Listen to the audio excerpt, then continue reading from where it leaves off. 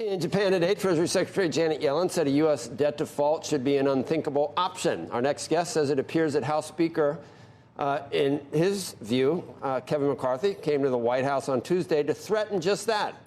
The next major event, congressional leaders will meet again tomorrow with President Biden. Joining us now, Senator Sheldon Whitehouse, chairman of the Senate Budget Committee. It's great to see you, Senator. I can just hear what Speaker McCarthy would say. He would say, why would you say that when he is the only person and Republicans the only party to have put forth some legislation that does, in fact, raise the debt ceiling? Well, actually, the Senate has a clean debt limit bill that has been put forward. We're awaiting which direction things go before it gets a vote. And the president has put forward a comprehensive budget proposal that reduces the deficit by $3 trillion that we had a hearing on and that Democrats seem to be rallying around. So if he were to say that, it would not enjoy the benefit of being true. Would saying that the Senate has put forth a clean debt bill that is passable, would saying that be true?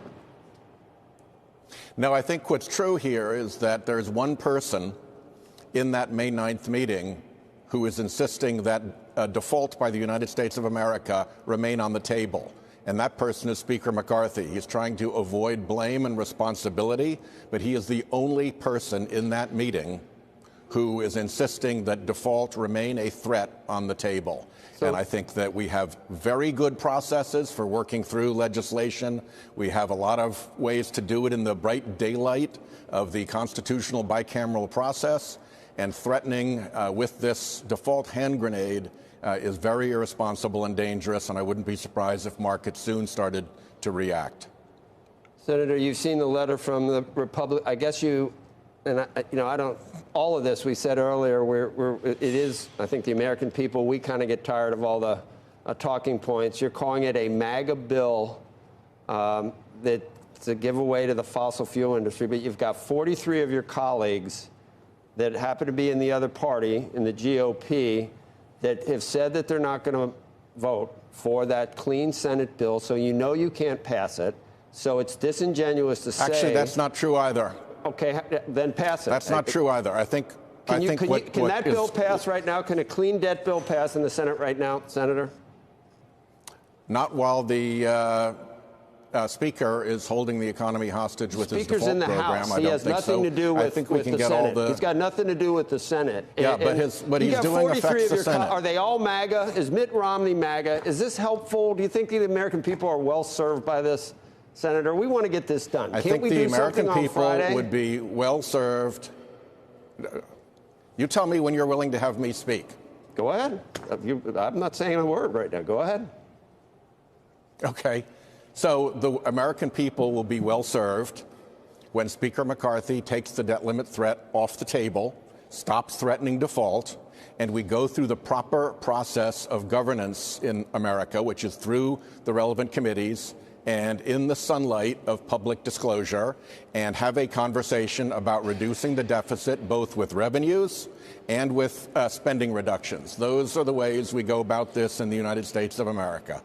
So there's no reason to go through the motions on Friday. You wouldn't see any reason you wouldn't urge the White House or Senator Schumer to negotiate in any way with Speaker McCarthy any type of spending restraint, anything that's in there's no middle ground on COVID relief, on permitting. There's nothing possible other than a clean debt raise.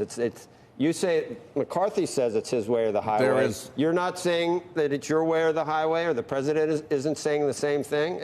We just come back to this, both pointing at the other, and we get closer and closer to default. And I think the American people are like, they want to just avert their gaze at this point.